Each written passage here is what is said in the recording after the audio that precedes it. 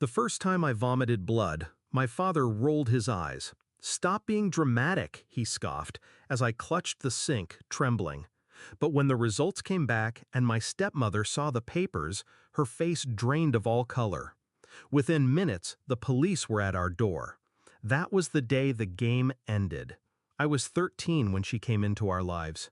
She smelled like vanilla perfume and spoke with a softness that made my grieving father believe he'd been rescued. She tucked me in at night. She made hot chocolate with whipped cream. She smiled like a saint. And for a while, I believed her. I wanted to. But saints don't sneer when no one's looking. They don't grip your arm too tight when you spill a glass of milk. They don't whisper, "You'll never be good enough," when your father leaves the room. It started small. Dull stomach aches after dinner. A strange metallic taste I couldn't place. She told me I was weak, that my body wasn't strong enough for real food. Dad believed her. Why wouldn't he? She was his salvation. I was just the inconvenient reminder of his first wife. Then came the vomiting, the dizziness, the nights curled on the bathroom floor. Every time I tried to tell him, he sided with her. "It's all in your head. Stop exaggerating. Don't embarrass me." I learned to swallow my words along with the meals that were killing me. But I'm not stupid. Patterns emerged. I noticed the difference when Dad cooked. The sickness came only from her hands.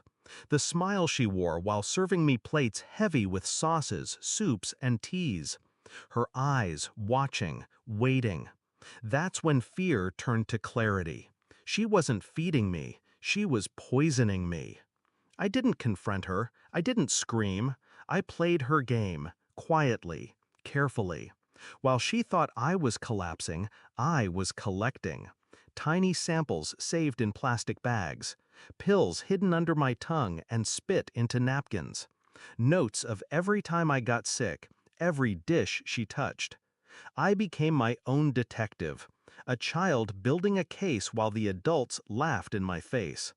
The turning point came with the blood test. I demanded it, dragged myself to the clinic, and refused to leave until they drew the vial. When the results came in, the doctor didn't smile. Traces of toxins.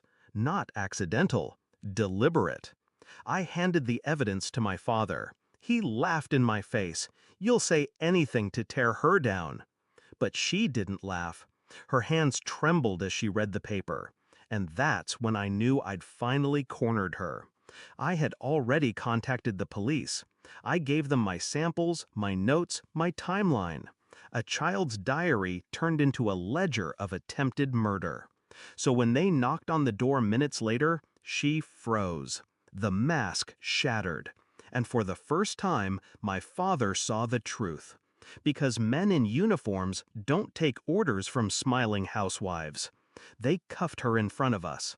My father stammered, begged, insisted there was some mistake. But her silence condemned her more than any words could. That was the climax. But the revenge wasn't just in her arrest. It was in the aftermath.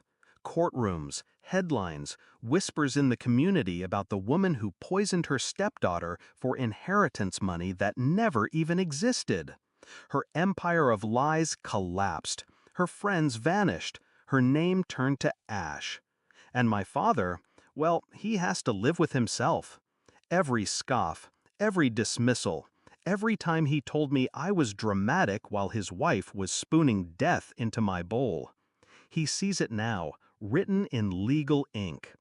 I don't hate him, but I don't forgive him either. People ask me if I feel relief. I don't. Relief is too soft. What I feel is sharper, cleaner. I outplayed her. I survived her. And I made sure she never gets another chance to smile at a child with poison hidden behind her teeth. Sometimes I think about that night, her face when the papers hit the table, the way color drained from her cheeks, the silence before the knock on the door. That silence was mine, my victory. Because while she thought she was slowly killing me, I was quietly, patiently killing her world. So when people ask me how it ended, I tell them the truth. I was the girl nobody believed. I was the daughter dismissed, mocked, ignored.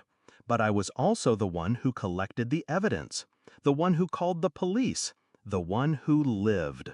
And she's the one who will rot behind bars, remembering the night a little girl's blood test ended her life.